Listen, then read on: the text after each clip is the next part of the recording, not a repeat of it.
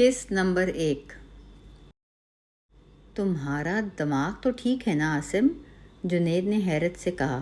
क्यों, मैंने क्या कहा है? आसिम ने मुस्कुराते हुए जवाब दिया। तुम मुझे किराए का दूल्हा बनने का मशवरा दे रहे हो, तो इसमें इतना हैरान होने वाली क्या बात है? तुम्हें ये नॉर्मल लगता है? जुनैद ने झंझला कर कहा। यार मुझे काम करने दो, 4 बजे तक मुझे बॉस को रिपोर्ट भी देनी है। आसिम कुर्सी खींचकर इसके सामने बैठ गया। आखिर कब तक ये 9 से 5 वाली नौकरी करते रहोगे? और तुम्हारे मरहूम वालिद का 8 लाख का कर्ज वो कैसे उतारोगे? ये सुनते ही जुनैद खामोश हो गया। आसिम ने आहिस्ता से कहा, अगर मैं कहूँ कि सिर्फ 1 हफ्ते के काम के 15 लाख रुपए मिलेंगे। 15 लाख? जुनैद हैरान रह गया। 8 लाख का कर्ज अदा करने के बाद भी काफ़ी रकम बच जाती। आसिम ने बात जारी रखी। ये काम मेरी कज़न सारा के लिए है। इसने मुश्किल वक्त में मेरा बहुत साथ दिया था। मेरी और शानदाना की शादी भी इसी की वजह से हुई थी। अगर वो अपने चचा यानी मेरे वालिद से बात ना करती तो अब्बू कभी हमारी शादी के लिए राज़ी ना होते। तुम तो जानते हो मेरे और शानदाना के ख़ानदान के दरमियान कितना फ़र्क है। क्या मसला है उसे? जुनैद ने पूछा। यार वो पिछले 3 साल से अमेरिका में है, बहुत ज़हीन है, ऑनलाइन प्रोजेक्ट्स भी करती रही है और वहाँ अच्छी जॉब भी कर रही है। अब उसे वहाँ पीएचडी की एक बेहतरीन स्कॉलरशिप मिल रही है। उसके वालिद चाहते हैं कि वो वापस आकर अपने मामूज़ाद से शादी करे, लेकिन सारा ये शादी नहीं करना चाहती। अच्छा, तो उसे मेरी क्या ज़रूरत है? जुनैद ने पूछा। सिर्फ 1 हफ्ते के लिए तुम्हें उसका मंगेतर बनना है। ख़ानदान को लगेगा कि तुम दोनों एक दूसरे को पसंद करते हो और शादी का इरादा रखते हो। जुनैद ने सर हिलाया।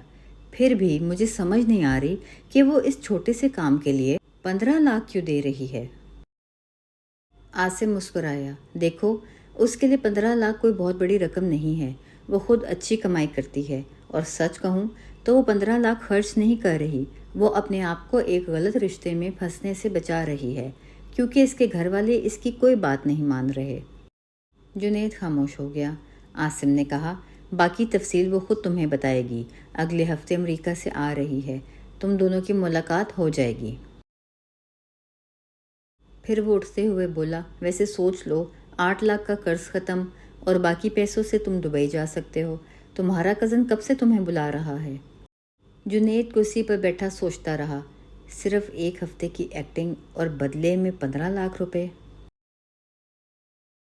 और तुमने इस काम के लिए मुझे ही क्यों चुना? जुनैद ने सवाल किया। आसिम चंद लम्हे खामोश रहा, फिर बोला, अगर सच कहूँ तो मैं तुम्हें स्कूल के ज़माने से जानता हूँ। जुनैद खामोशी से इसकी बात सुनता रहा। तुम एक शरीफ और ज़िम्मेदार इंसान हो, खुशशक्ल और ख़ानदानी हो, एक दूल्हा बनने के लिए बिल्कुल आइडियल। और मुझे यकीन है कि तुम सारा का गलत फ़ायदा नहीं उठाओगे। आसिम ने संजीदगी से कहा, वो इस वक्त मुश्किल में है। इसे किसी ऐसे शख्स की ज़रूरत है जिस पर भरोसा किया जा सके। फिर वो हल्का सा मुस्कुराया। और एक वजह यह भी है कि तुम खुद भी ज़रूरतमंद हो। जुनैद ने इसकी तरफ देखा। मैं जानता हूँ तुम कितनी मेहनत कर रहे हो। कर्ज़ का बोझ अलग है और मुस्तकबिल की फ़िक्र अलग।